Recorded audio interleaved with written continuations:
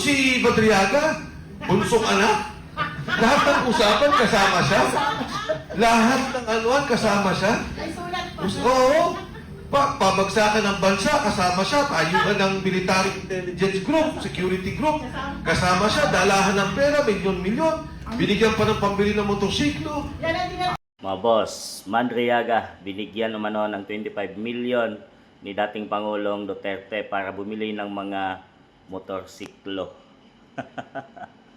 Only in the Philippines, mga boss, no, na ginawang kredibilidad at ginawa nilang kapanipaniwala ang isang nakakulong, mga boss, na testigo.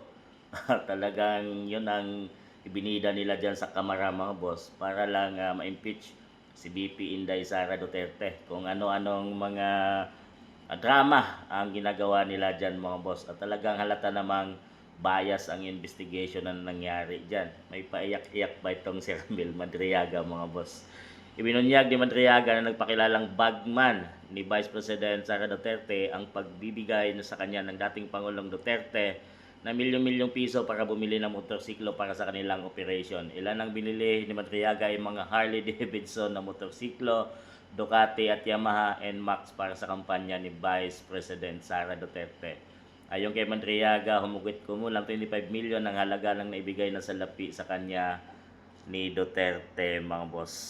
To talagang halata mong scripted ang lahat, mga boss, at talagang gumagawa talaga sila ng paraan na kung ano-ano para sa mga Duterte, mga boss. At dahil dyan, natawa itong si Mike Defensor, mga boss, na sinasabi niyang para bang kamag-anak at kapatid ni ng mga Duterte itong si Madriaga dahil lahat ng lakad ay nandyan at kasama daw siya, mga boss. At inano pa niya si Senator Bongo na kilala nating sidekick ni dating Pangulong FPRRD, mga boss. Kung ano yan, ito, pakinggan nyo, mga boss, ang paliwanag ni Mike Defensor tungkol dito sa pinakilala nilang bagman ni BP Inday Sara na si Ramil Madriaga, mga boss. Si Badriaga, bunsong anak.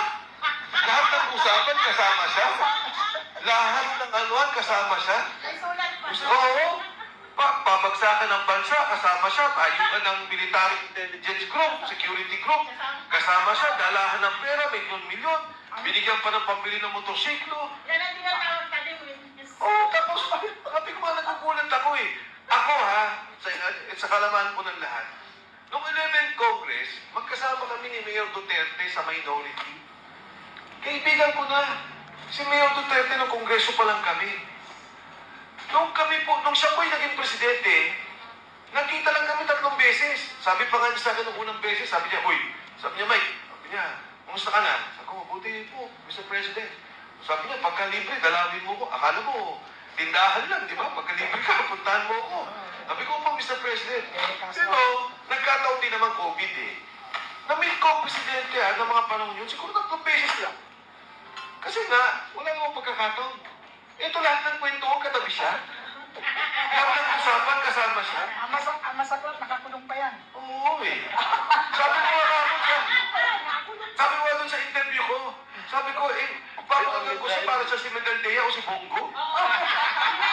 Kung gano'n siya kakaros. Sir, yan ang tinatawag na ghost witness. Puso ang ghost eh. Nagkamali sila doon. Kumuha na nga sila ng witness, sinobrahan naman nila kwento. O ano lumabas doon sa litrato, sa painting. O iba pala yung nagbigay. Diba? Taga Davao din pala yung nagbigay. Binigay kay Inday Sara. Eh, wala, patay na kagad eh. Bakit pa iginugtong yung kwento niya na yun? Tapos sabi, yung 100 million daw, kinuha niya dahil itinulong kay Duterte. Tapos sa kanya, no, siya humawak ng pera. Sabi ko, ngayon ko lang nakita yung gano'n na pagka ikaw siguro magbibigay ng 100 million sa isang tao o isang kandidato, gusto mo makita. O boss nagdala ko ng pero yung para papakuha mo sa kanya at siya yung magdi-dispose, ang bigat naman yun.